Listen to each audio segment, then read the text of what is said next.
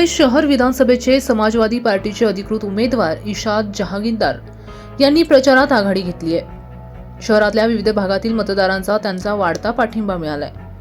शहरातील इंदिरा गार्डन येथे झालेल्या सभेत नागरिकांनी मोठ्या प्रमाणावर गर्दी केली होती. यावेळी इशाद जहागीरदार यांनी शहराच्या विकासाचा विजन जनतेसमोर मांडले. 5 वर्ष सेवेची संधी द्या, शहराचा चेहरा मोहरा बदलून टाकेल असा विश्वास जहागीरदार यांनी व्यक्त केलाय. मला प्रत्येक नागरिकाकडून एकच मदत पाहिजे. आम्ही सगळे एकत्र आहे. आम्ही धुळे शहराला मिळून अमन आणि शांतीचं शहर बनवू आणि ज्या दिवशी आम्ही हे बनवायला सक्सेसफुल झालो, आम्ही यशस्वी झालो, त्या दिवशी धुळे शहराचा कायापालट झाल्याशिवाय राहणार नाही. तिथं मोठमोठे फॅक्टरी इंडस्ट्री आल्याशिवाय राहणार नाही. हे मी तुम्हाला वचन देतो आणि विश्वास देतो. मला हे सांगा, तुमचे घरातले, तुमचे वस्तीतले, तुमचे कॉलनीतले जे पोरं उच्च शिक्षित आहे, जे पोरं ग्रॅज्युएट झाले, त्याच्यातले किती पोरं पोरी मुंबई आणि पुण्याला निघून गेले नोकऱ्यांसाठी? हाय का नोकऱ्या इथं? तरुण मित्रांना मी विचारतो, हाय का नोकऱ्या इथं? तर ह्यांना हे नोकऱ्या द्यायचं काम आपल्याला करायचं, ह्याच्यावर कोण बोलायला तयार नाही. दुसरं, हे शहराला मोठा रोग लागलेला आहे ते म्हणजे भ्रष्टाचाराचं. हे शहरातले प्रत्येक नागरिकाला पण कुठं जायचं असलं तर त्याला तिथं भ्रष्टाचारासाठी पैसे द्यायला लागतात, तेव्हा त्याचं काम होतं. आणि मोठ्या प्रमाणात मध्ये नागरिकांच्या विकास कामांमध्ये भ्रष्टाचार केला जातो. तर हे भ्रष्टाचार मुक्त धुळे शहर बनवण्यासाठी आम्ही प्रयत्न करणार आहे आणि ते प्रयत्न करण्यासाठी मला तुमची सर्वांची साथ लागणार आहे. कोणताही विकास काम होत असताना जनतेचं त्याच्यात सहभाग नोंदून घेणार आहे. आणि कोणता समजा हा रस्ता बनवायचा आहे तर त्या ठिकाणी ह्या एरियामधले 10 लोकांची कमिटी बनवू आणि त्यांच्या मार्गदर्शनाखाली तो विकास काम करू, तेव्हाच तो विकास काम दर्जेदार होईल असं मी तुम्हाला विश्वास देतो. आता दुसरी गोष्ट मी आपल्याला विचारतो, धुळ्यात रस्ते चांगले आहे का? धुळ्यात रस्ते चांगले आहे का सांगा ना. पाणी 8-8 दिवस येतो का? कचरा उचलला जातो का 8-8 दिवस? लाईटचं किती प्रॉब्लेम आहे? हे सगळ्या गोष्टी आहे ना, ह्याला मी रस्ते, गटर, नाली, वीज, पाणी, ह्याला मी विकास मानत नाही, ह्याला माझी जिम्मेवारी मानतो. ही जिम्मेवारी मानतो की मला मत दिलेले लोक, धुळे शहरातल्या नागरिकांना चांगली सेवा मी पुरवायला पाहिजे.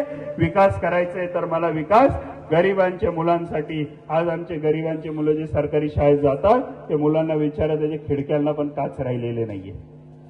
आणि ह्या गरिबांच्या मुलांसाठी मला 10 अशा शाळा बनवायचे धुळ्यात, जिथं आमचं गरिबाचं पोरगं जेव्हा शिकत असन ते मुंबईत, पुण्यात मोठे शाळांमध्ये जे लाखो रुपये फी देऊन तिथली पोरं शिकतात तेच आमच्या गरिबाच्या पोराला शिकायला भेटू द्या. आणि जेव्हा आमचं धुळ्यातलं पोरगान त्याची परीक्षा घेतली जाईल तर मला पूर्ण विश्वास आहे आमचा धुळ्यातलं पोरगा 1 मार्कांनी तरी पुढे जाईल. दुसरी गोष्ट, आमच्या मुलींसाठी, आमच्या बहिणींसाठी मला 11वी ते पोस्ट ग्रॅज्युएशन पर्यंत फक्त सरकारी गर्ल्स कॉलेज करायचंय, ज्याच्याची प्रिन्सिपल ते आखरी व्यक्ती सगळे लेडीज असतील, एक पण पुरुषाला तिथे एंट्री नसेल. आणि मला पूर्ण विश्वास आहे तिथून आमची गरीबाची मुलगी, आमची बहीण तिथून शिक्षण घेऊन जर बाहेर पडली, ती पण धुळ्याचं नाव 7 समंदर पार रोशन केल्याशिवाय राहणार नाही, हे मी तुम्हाला सांगतो. हे गोष्टीवर कोणी बोलायला तयार नाही. आज आमच्या मुली ज्या कॉलेजेसला जातात ते कॉलेजेसच्या बाहेर 2-5 टवाळखोर रोज बसलेले असतात. ही परिस्थिती आहे. या परिस्थितीवर कोण बोलत नाही. दुसरं, या देशाला 75 वर्षाच्या वर स्वातंत्र्य भेटून झालं, पण आज धुळ्यातला गरीब माणूस जर आजारी पडला, त्याची तब्येत जास्त बिघडली तर त्याला मुंबईला घेऊन जायला लागतं आणि मुंबईला 350 किलोमीटर त्याला लांब न्यायला लागतं. मी असं 100 बेडचं सुपर स्पेशालिटी हॉस्पिटल सरकारी करणार, ज्याच्यात आमच्या धुळ्यातला, जळगावचा, नंदुरबारचा कोणताही गरीब माणूस आजारी पडलं तर त्याला मुंबईला न्यायची गरज पडणार नाही. त्याचा इलाज इथं धुळ्यामध्ये होईल आणि तो आपल्या घरी लवकर चांगलं स्वस्थ घेऊन लवकर आपल्या घरी पोहोचन, ह्याची व्यवस्था देखील करायचं काम मी करणार. मी गरीब लोकांसाठी रोज काम करत आलो. तुम्ही माझ्यावर विश्वास ठेवा.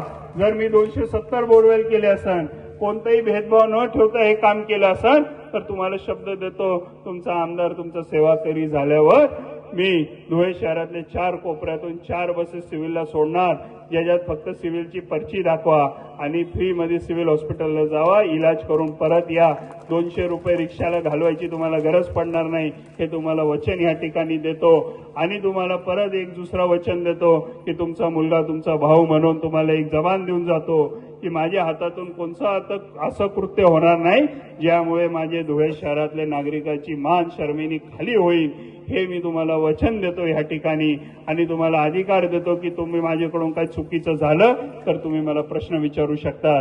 तुमच्यातला आमदार मला कधी गर्व येणार नाही, कधी ते घमंड येणार नाही, पण तुमच्यासाठी माझे आयुष्यातले 5 वर्ष आपण मला जी संधी देणार त्याच्यातला प्रत्येक मिनिट धुळे शहर कसं बदलायचं त्याच्यासाठी मी प्रयत्न करीत राहीन.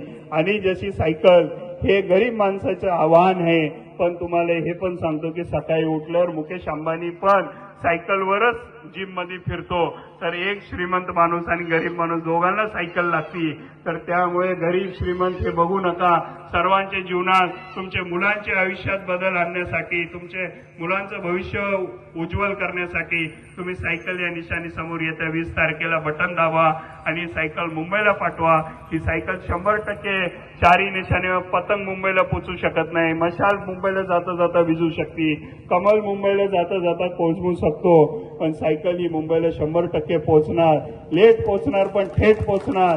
आणि तिथून रॉकेटच्या स्पीडमध्ये तुमच्यासाठी विकास खेचून आणायची धमक माझ्यात आहे. आणि विकासाची गंगा तुमच्या दारावर आणल्याशिवाय मी राहणार नाही. प्रत्येकाच्या गरिबाच्या दारापर्यंत विकासाची गंगा आणायचं काम मी करीन, हे आपल्याला वचन देतो. आणि पुन्हा एकदा आवाहन करतो, येणाऱ्या 20 तारखेला 4 नंबरवर माझं ही निशाणी सायकल आहे. सायकल समोरून बटन दाबून आपण मला यशस्वी कराल. आपल्या मुलांच्या आपल्या जीवनात बदल घडवण्यासाठी मला एकदा संधी द्या, मी या संधीचं सोनं तुमच्यासाठी करून देईन एवढा विश्वास देतो. आणि माझे 2 शब्द संपवतो. जय हिंद, जय महाराष्ट्र, जय समाजवाद. ब्युरो रिपोर्ट, माझा महाराष्ट्र न्यूज, धुळे.